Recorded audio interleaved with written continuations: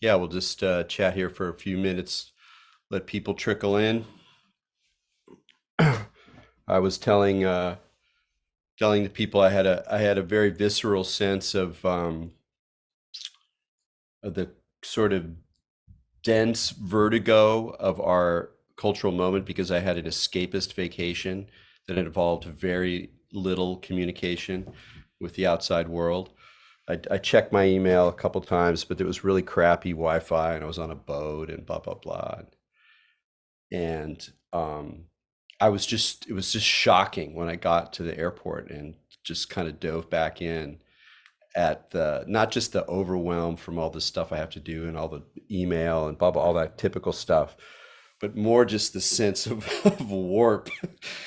And I'm still kind of processing it, to tell you the truth. I mean, this was yesterday, so I'm still a little bit dazed, I would say, which is combining with a cleanse that I've been meaning to get on. So I'm in a fractured, spread out state. It's kind of interesting.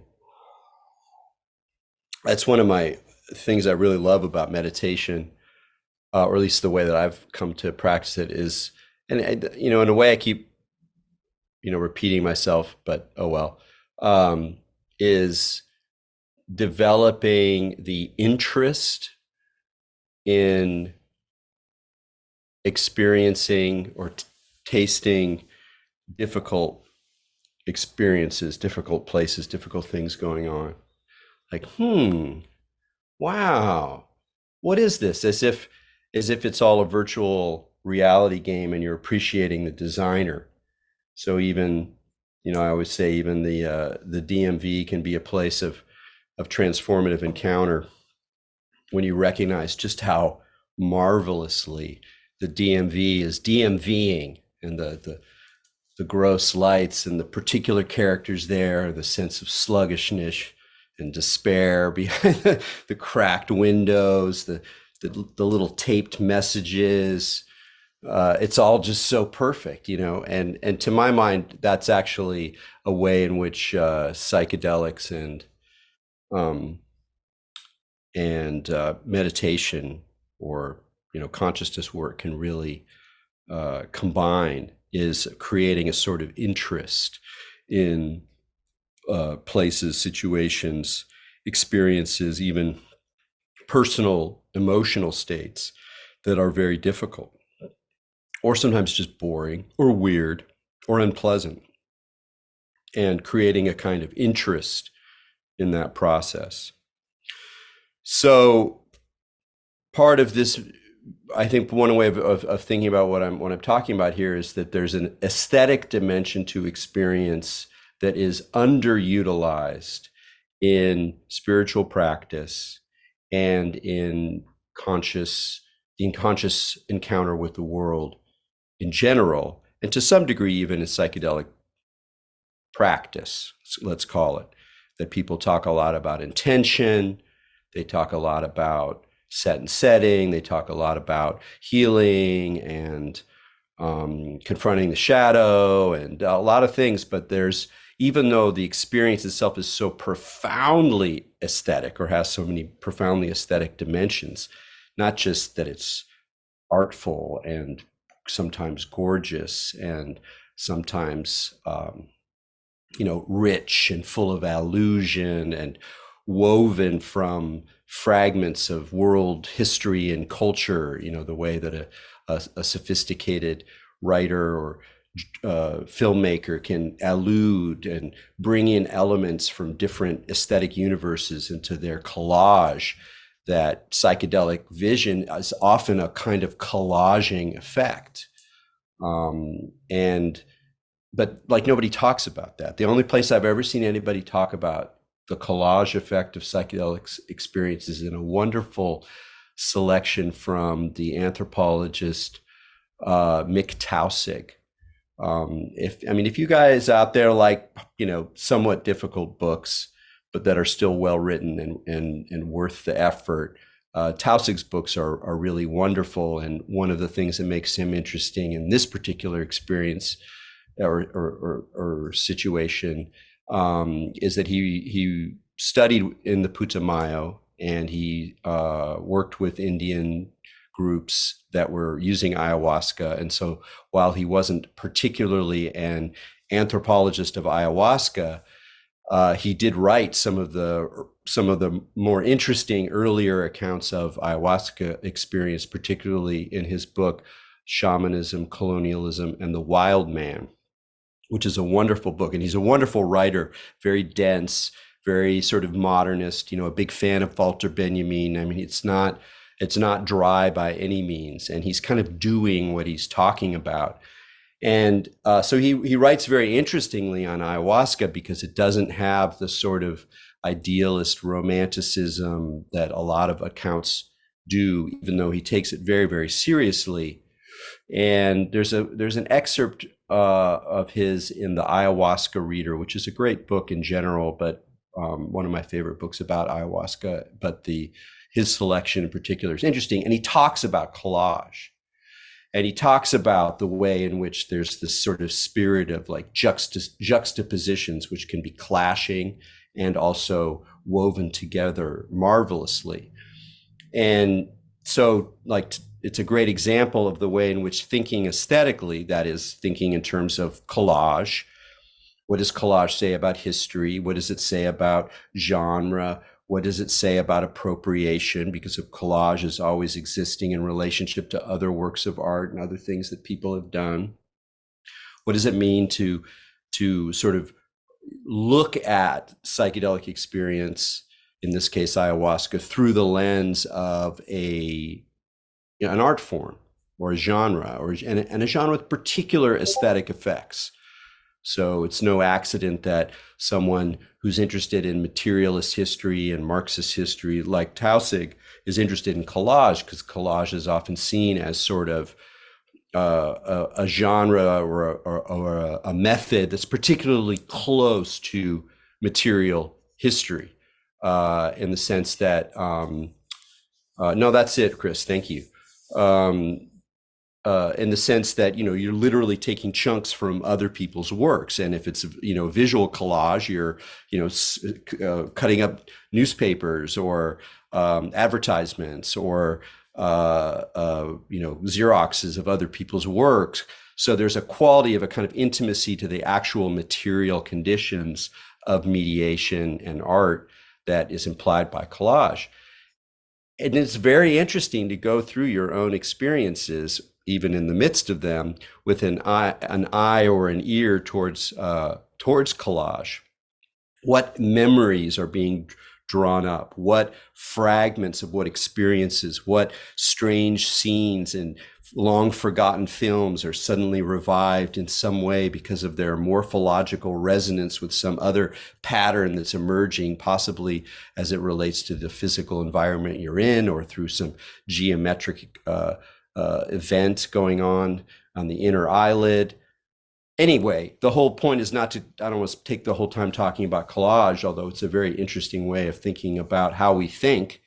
We think too much that what we're experiencing is somehow fresh and new and unique to us, when a lot of the times it's just woven from fragments of other works, other events, other memories, other experiences, and getting to be intimate with that weave is a very interesting way to kind of de-reify our experience as being my special, unique event, and seeing that it's actually made up of a collection, an assemblage of lots of elements, all of which have their own histories, and which in a way tell very different stories about the self and the self that's having these things.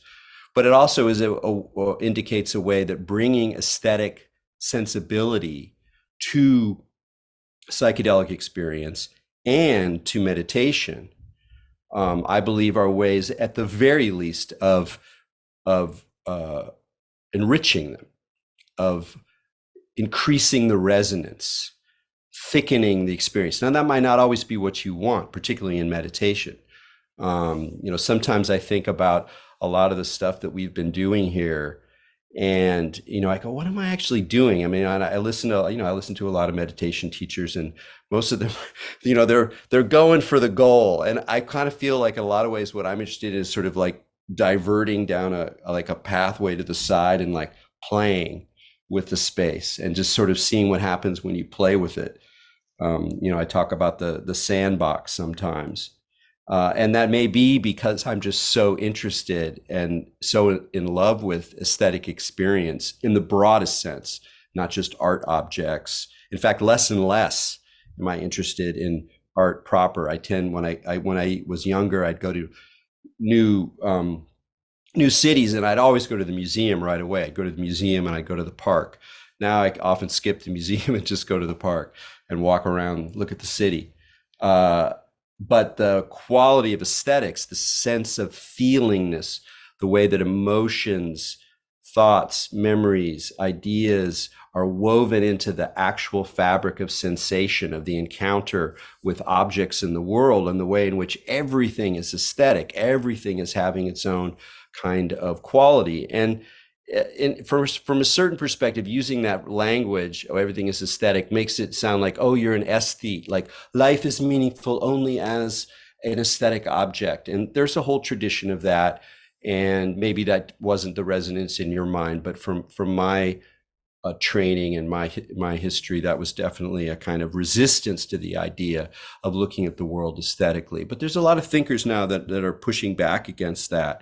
And they're trying to say that, like, look, if we really want to take seriously the condition of being in a world that's populated with others, not just other humans, but other non-humans, and a lot of them with widely different views and perspectives and bodies and intentions and temporal signatures and relationships to matter, et cetera, that if we're really serious about this, we have to become better at articulating and understanding and experiencing the interface between us and this world of others.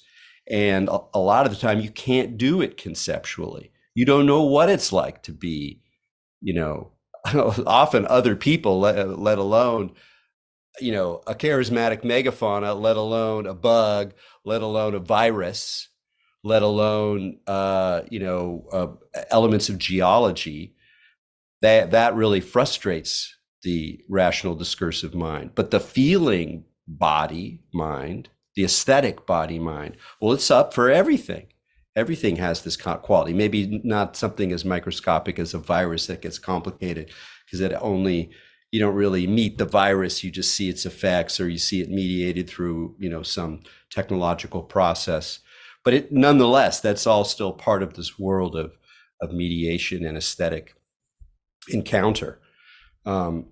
So in a way, that's all a lead up to just talking about what I wanted to talk about and do the meditation around tonight, which is about listening practice and the inner drone and sound. I find sound to be the most remarkable portal. And I think I might end up talking about it for a couple of sessions, just because I feel like I've gathered a lot of bits and pieces here and there, and I actually want to start to cohere it and do a little bit more legwork on presenting some material. So I'm not going to talk about the Surangama Sutra tonight, but it's a Mahayana sutra that talks very interestingly about sound and about using sound as a portal in a very powerful way. But I'll get to that next week. In a way, I'm just trying to think about how to get into this. In a way, it sort of started with me. I mean, I've always loved music, and I am a musician, but I'm not much of a singer. But I started to get really into like doing the Om at the beginning of yoga. And I was like, this is kind of funny. It's such a kind of a corny thing. It's actually a beautifully corny thing. It's just such a marker of the mixture and the pathos and the silliness and the kind of charm of American appropriations of Asian mystical and religious traditions.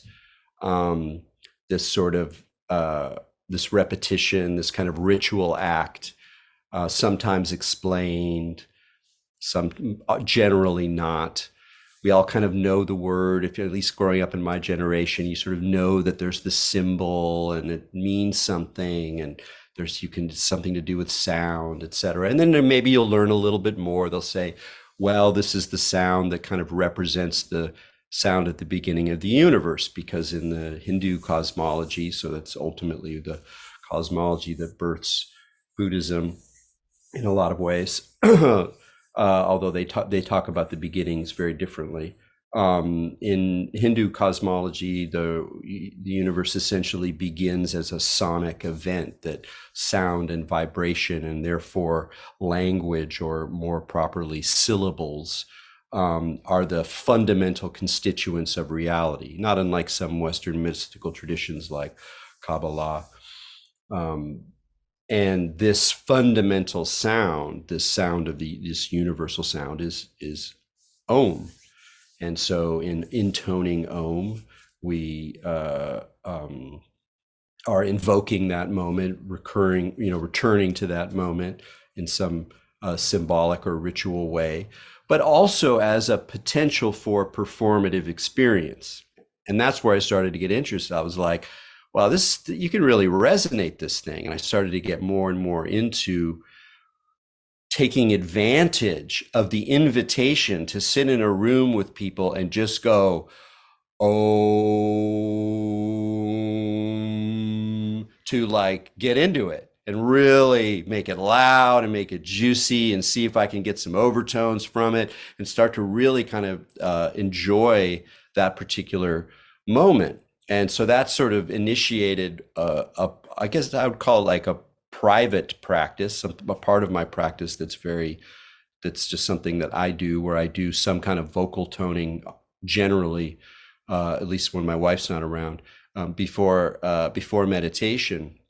And if we were in a room, we could do all this stuff, but it's stupid on Zoom for all sorts of reasons. Zoom cuts off the highs and lows. It's terrible. You can't sing together. It's totally dumb. So if for those of you who would be uncomfortable in a room where people are oming, can be relieved. I'm not going to force you into any sort of group om thing, but I am going to talk about my practice a little bit in the hopes that some of you get a little bit interested in it.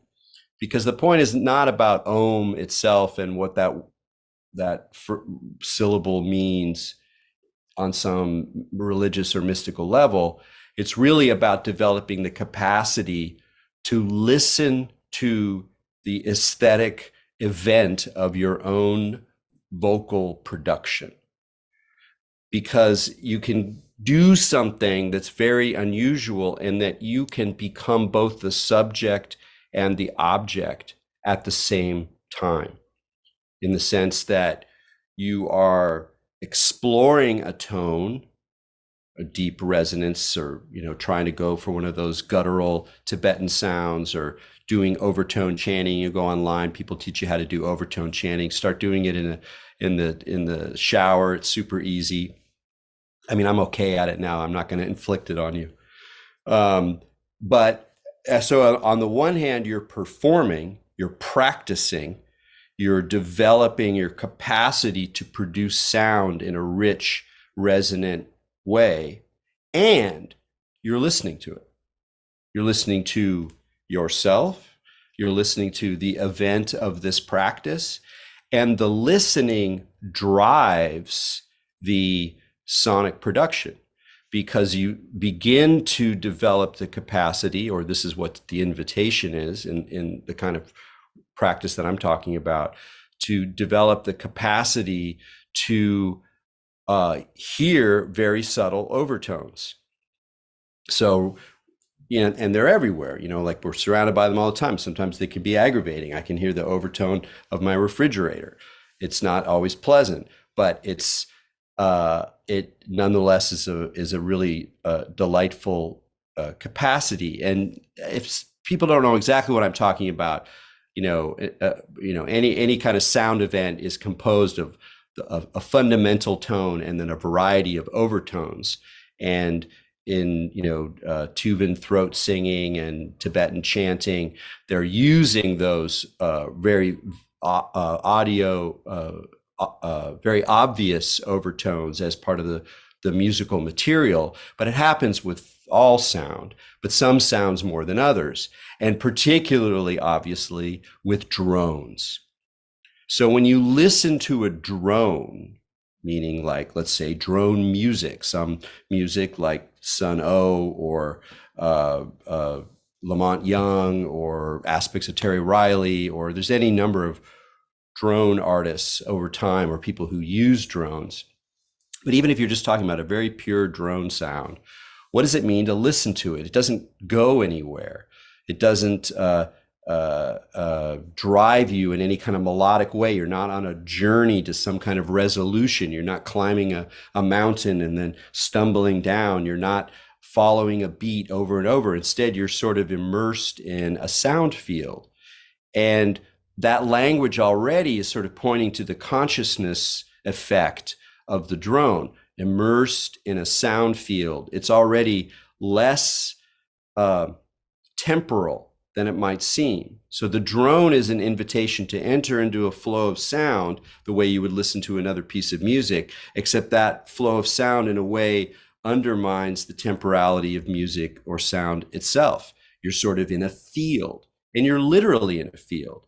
One of the things about drone music is that it's more obviously sensitive to the room in which it is happening than other kinds of music, particularly live.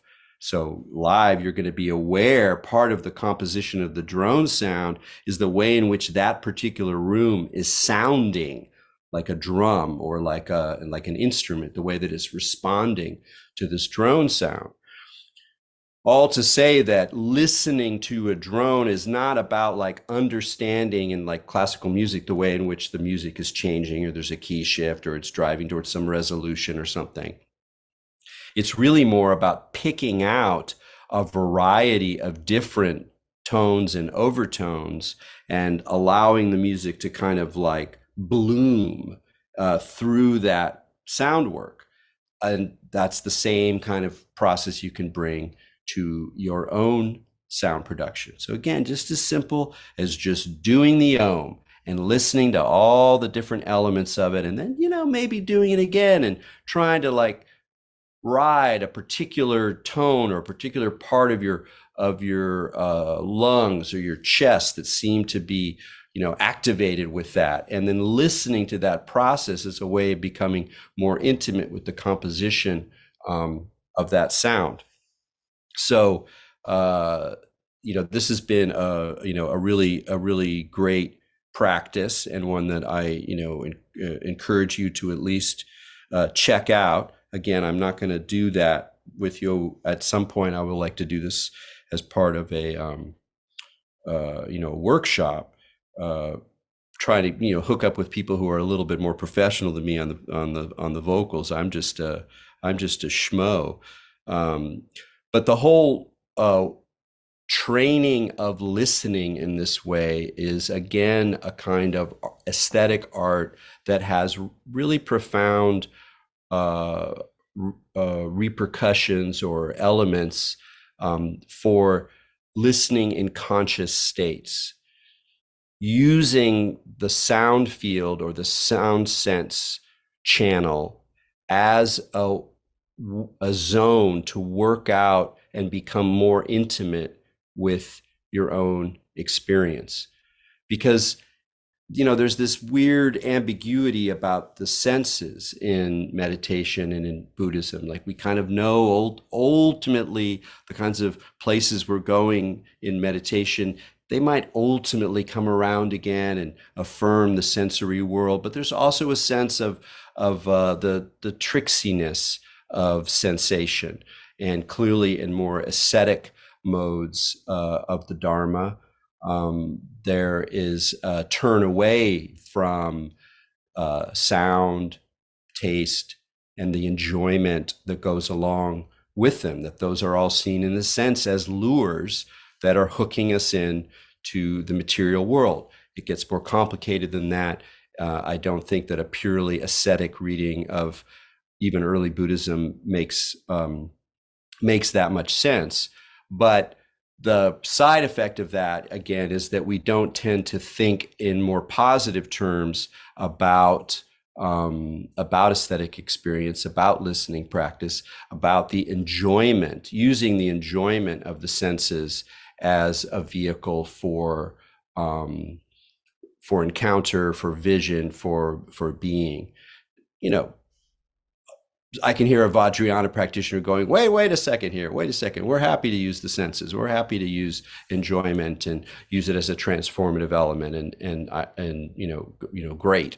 But in my experience of practice and the sort of discourse around it and the ways in which people try to weave these practices into their lives, and also to develop new modalities, new ways of exploring consciousness and bringing the kind of subtlety and specificity of meditative awareness into a kind of broader field of experience, or of our lives, or of our modern lives. I think these practices are particularly powerful. So with that, I'm going to go grab one thing and let's get settled for meditation.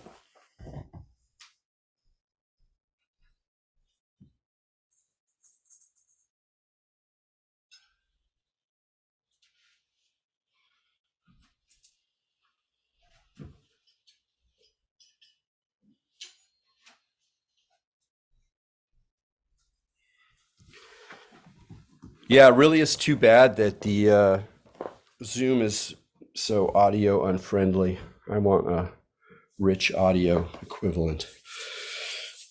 But until that time, let's just be happy we can be here together in this way and settle in. Feel free to turn off your video if you will.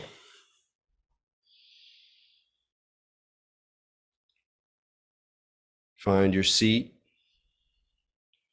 It's fine to lay down if you want to, but if you're sitting, establish that central channel, that vertical sense of uprightness, even as you invite your body to relax.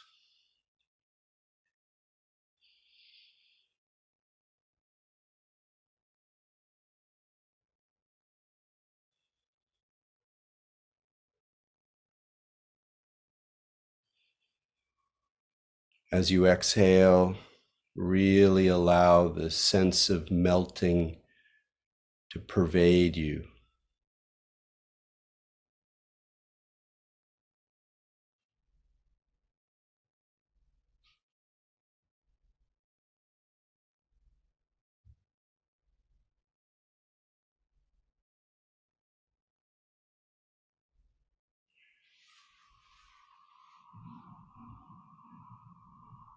Allow your shoulders to spill down the back,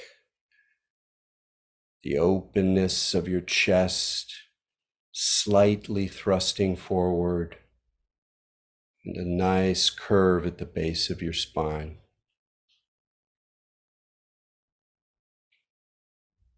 Again, feel poised and upright, and also invite that relaxation.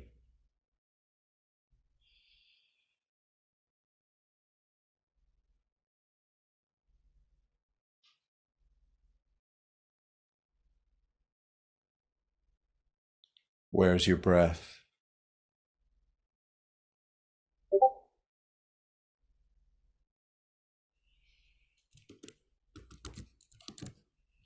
Allow your attention to fall on your breath as it moves in and out of your body.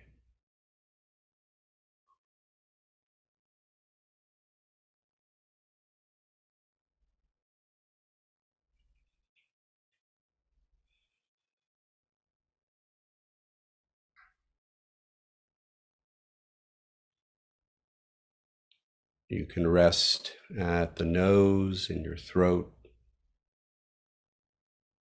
in your diaphragm. But say hello to the breath.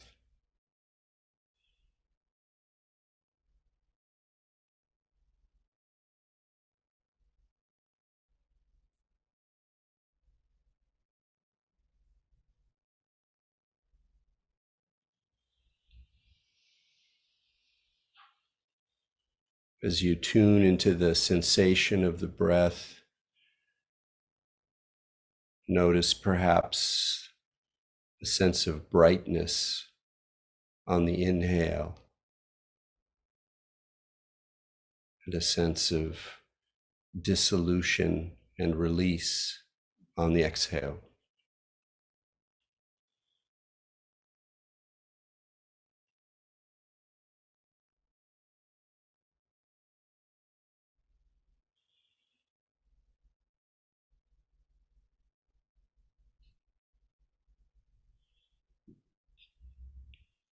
The breath, too, is saying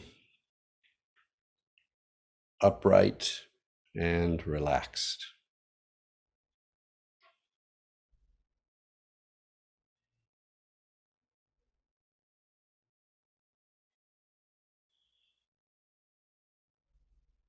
And do listen as well as sense the breath.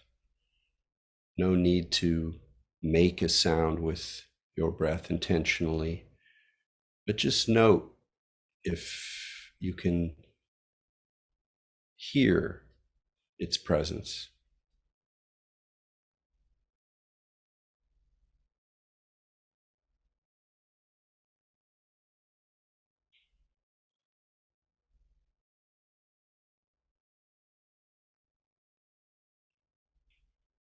Where is that sound occurring?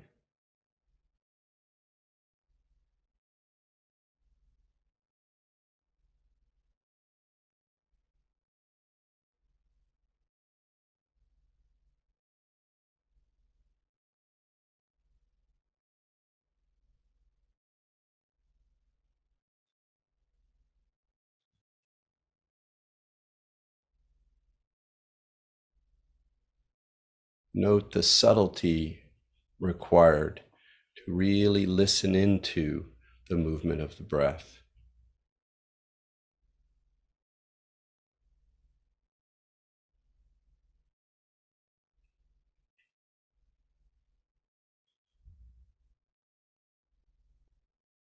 This subtlety, you can imagine, is like the edge of the sense,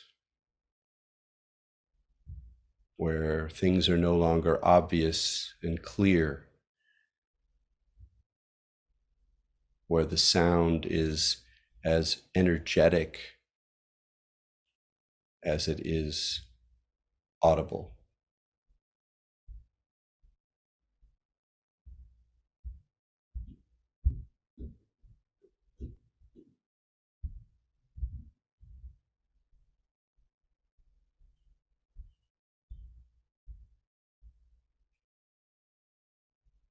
So as you sense your body relaxing, a familiar process for you all, invite a little bit of listening into that process. Don't force it. You're not trying to hear anything. But as you recognize this familiar sense of settling, of quieting the mind's verbal chatter, that there's a sense of this relaxed body as a sounding body.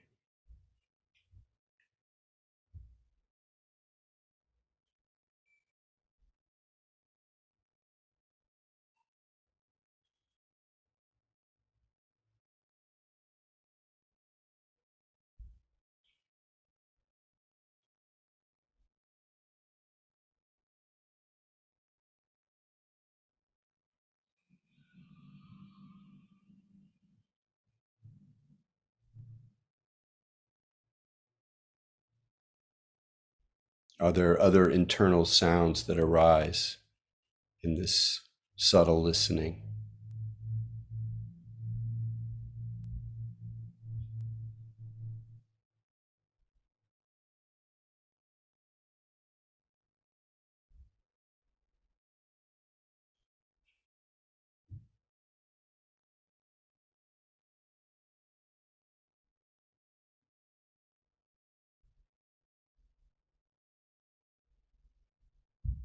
What is it like? Does it hum? Does it buzz? Does it crackle?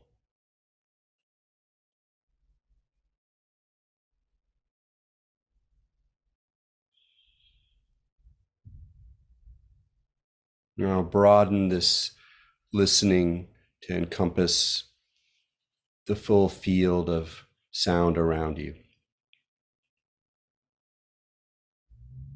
Now we're all in different places with different sound fields, some noisier and dynamic, some quieter and still.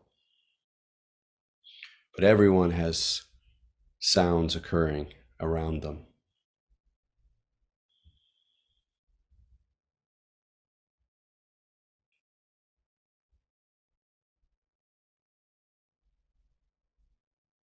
So when they happen, you may notice your mind identifies them,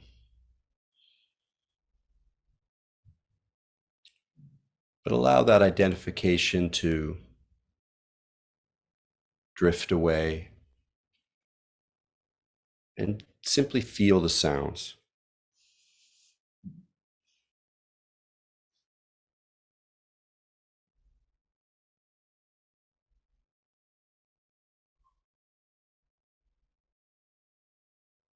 What is their texture?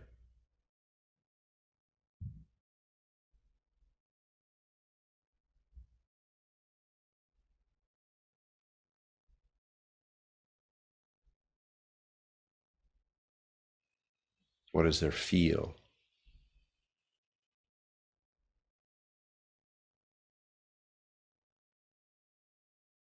And where do they take place?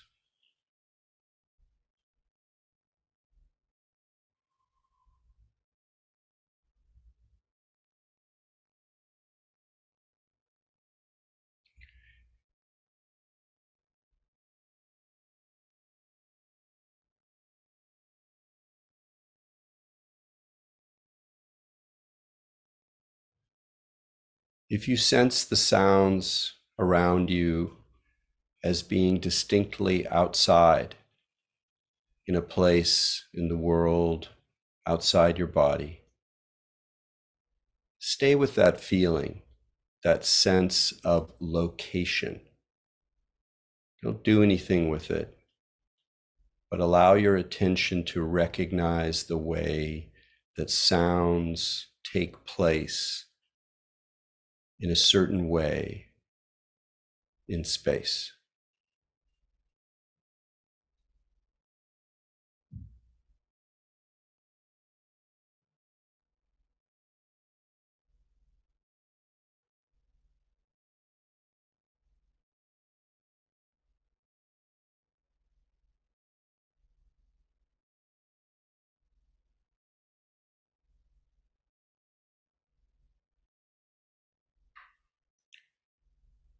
Some sounds are very specifically located, and others are less clear. But try to get a sense of the soundscape around you.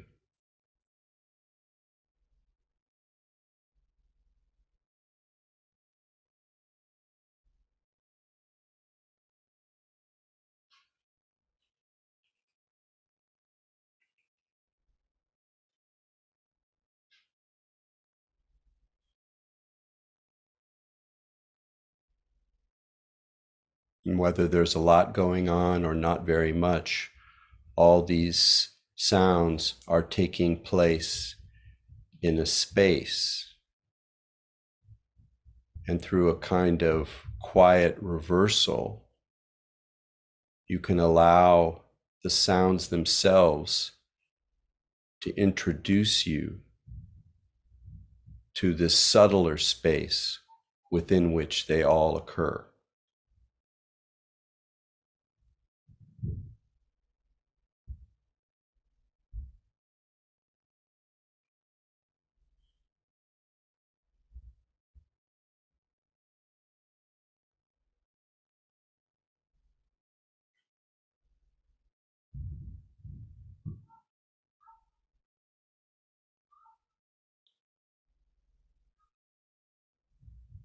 We sometimes feel that sounds pull us out of ourselves, especially if we're sitting. But that space into which they pull us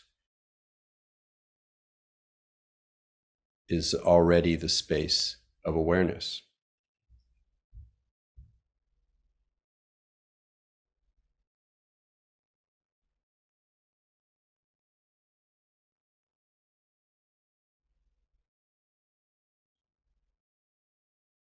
Again, the sounds we are hearing now are different, but if you have loud ones, in a way, it's a great blessing, because as you sit with this feeling of being pulled out of yourself and you sit with it, you allow it to change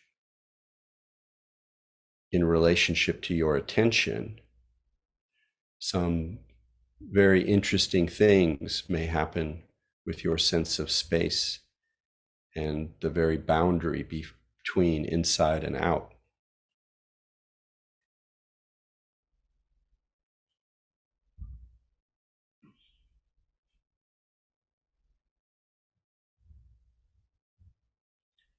If you don't have a lot going on, perhaps the most interesting sound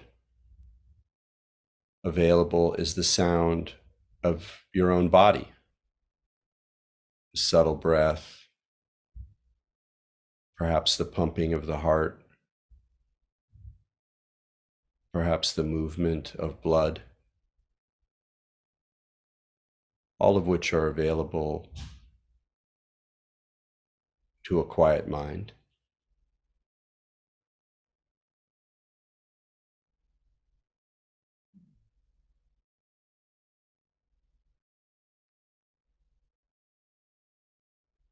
But whether you're listening inside or out,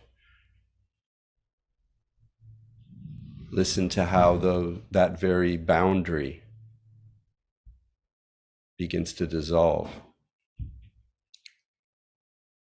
as you recognize the space within which these sounds are occurring.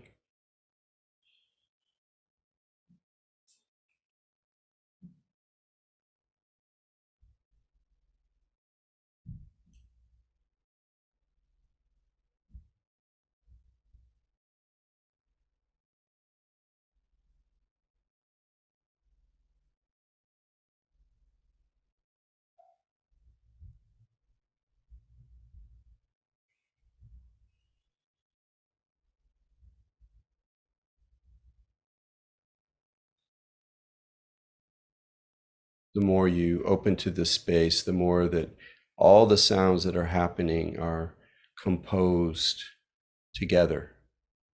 One might step forward for a moment, but they're all woven into this sounding space.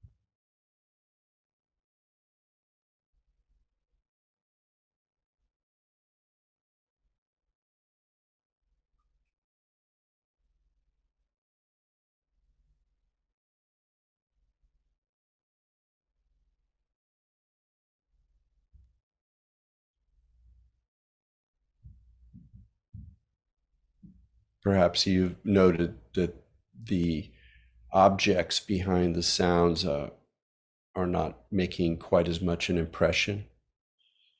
Yes, you know it's a car, but you're not so much hearing a car anymore as a car sound emerging in the space. Sounds are just sounding the sound field. this pure potential for sound.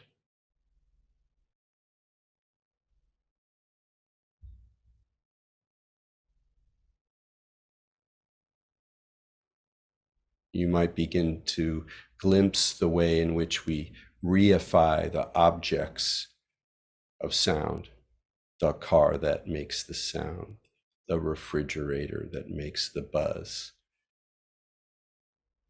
That's not what's really happening.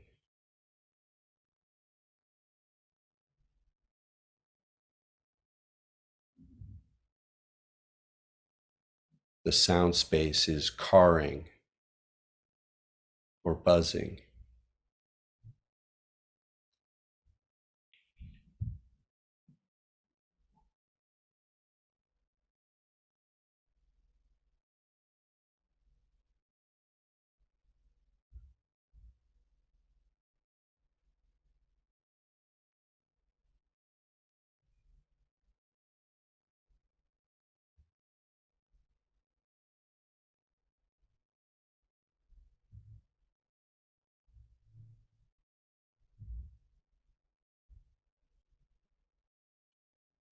Note how strong your sense of inside and out is at this point. It's fine no matter what. But consider again where these sounds are happening.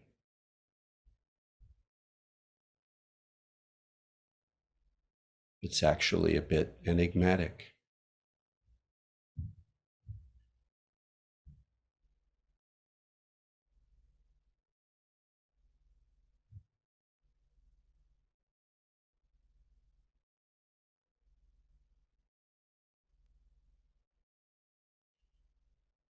We know that if we stopped up our ears, we would not hear the sounds. So the sounds must be happening inside. But they sound so much like they're coming from the outside.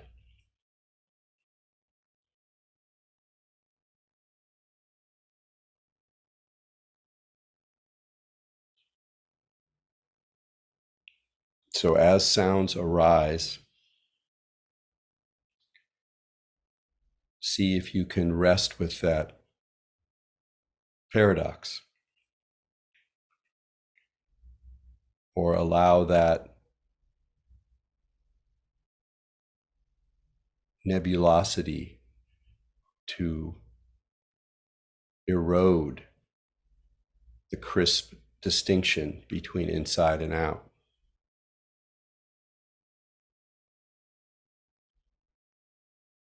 Until sounds are happening in you, through you,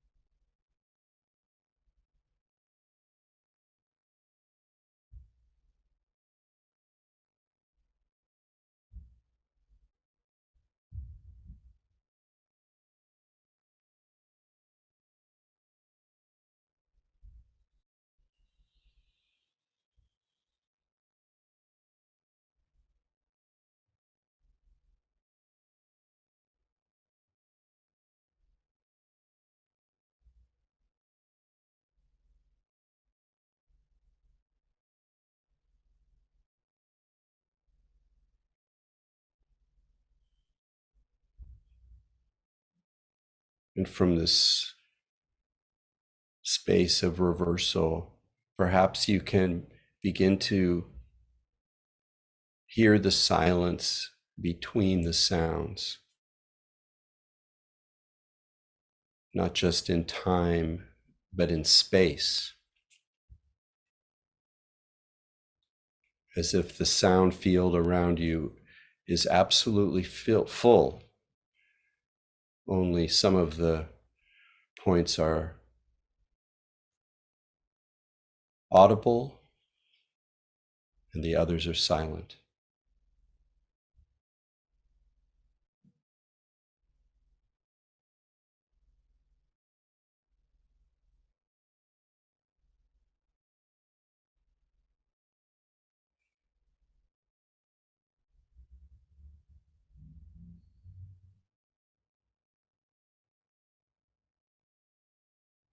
And try to now tune into that silence.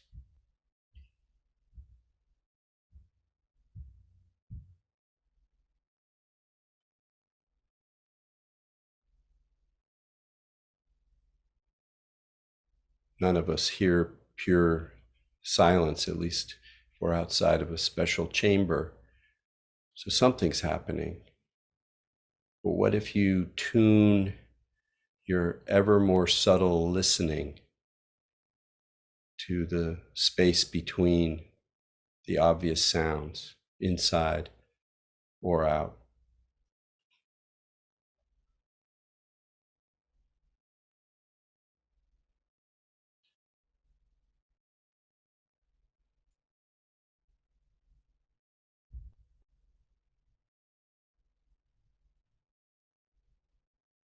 You can do this by following an obvious sound to its end and staying there. When does it stop? And what remains?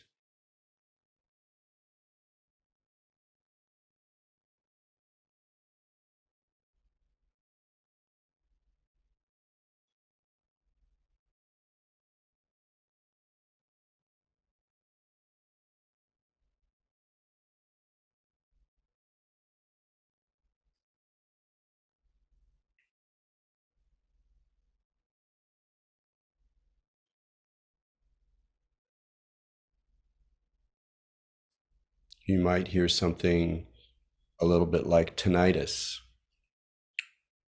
or a quiet rushing sound as of distant wind.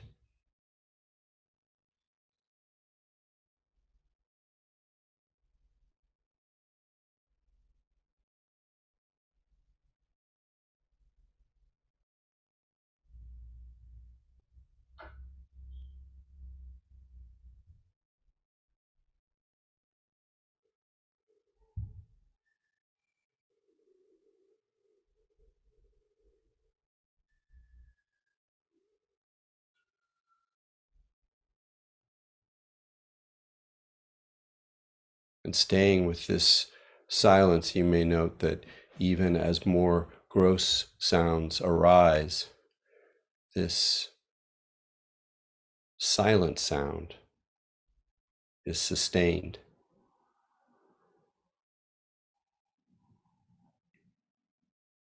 like an inner drone.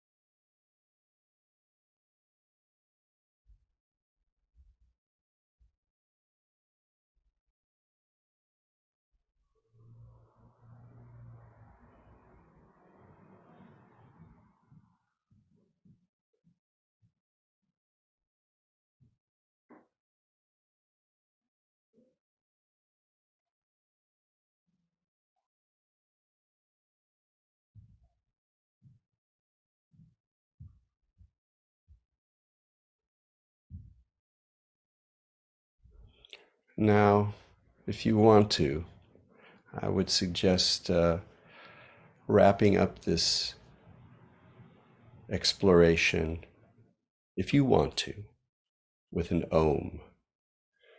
But I will not, so as not to disrupt your sounding. So please give it a deep one, and as the tone fades away, see if you can still hear that inner drone as we close the meditation.